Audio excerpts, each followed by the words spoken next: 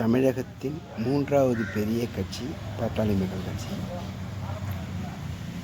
ஒரு மிகப்பெரிய உழவர்களுக்கான ஒரு மாநாடு 10 ஏக்கர் நிலப்பரப்பில் நடத்தப்படுது. அது ஒரு ஊடகம் கூட ஒளிபரப்பலை. ஒரு உழவர்களுக்காக நடத்தப்படுதுன்னு கூட ஒளிபரப்பலை. ஒரு பொறுப்பாளர்கள் கலந்து கூடிய ஒரு பொதுக்கூட்டம். பொதுக்குழு கூட்டத்தில் அப்பாவுக்கும் மகனுக்கும் ஒரு சின்ன வாக்குவாதம். ஐயா ராமதாஸ் அவர்களுக்கும் ஐயா அண்ணன் அன்புமணி ராமதாஸ் சின்ன ஒரு வாக்குவாதம். அதை இப்போ அவர் எப்படின்னா அதான் மாற்றி மாற்றி எல்லா சேனல்லையும் ஒளிபரப்பிட்டு ஒரு ஒரு நல்ல ஒரு உழைப்பாளர்களுக்கான கட்சி இதுவும் வளரட்டுமேனு விடலப்பார்.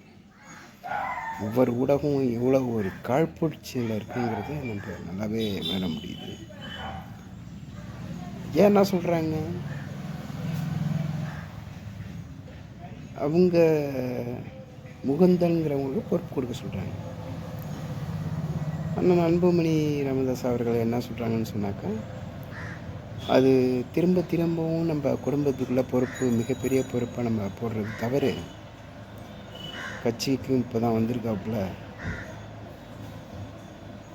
இப்போ குடும்ப கட்சி மாரியே ஆகிடும், அது நம்ம அதுமாரி போட வேணாம்னு அவர் சொல்கிறார். கட்சியில் உழைக்கிறவங்க நிறையா பேர் இருக்காங்க, அவங்களுக்கு நம்ம பொறுப்பு போடணும், சிறப்பாக இருக்கும் சொல்கிறோம். அதில் என்ன தவறு இருக்குது? அது உங்களுக்குள்ளே பேசிக்கிறாங்க. இதை மாற்றி மாற்றி மாற்றி போட்டு பெருசாக்கி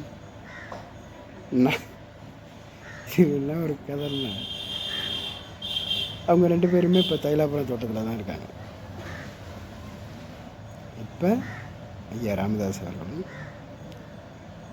இன்னும் அன்புமணி ராமதாஸ் அவர்களும் தைலாபுரம் தோட்டம் தான் போயிருக்காங்க. இப்போ எங்கே கொண்டு வச்சுருப்பீங்க? எந்த கட்சியில் இந்த இந்த பிரிவினை எந்த கட்சியில் இல்லை?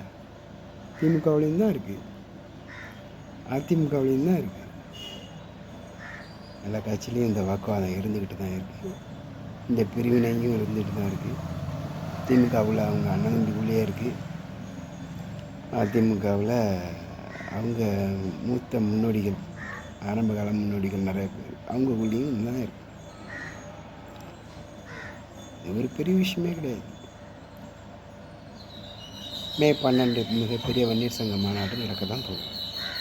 எல்லாம் ஒரே மேடையில் தான் இருக்காங்க.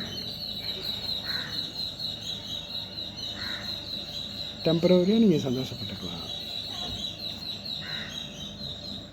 தற்காலிக ஒரு வாக்குவாதம், அவ்வளோதான்.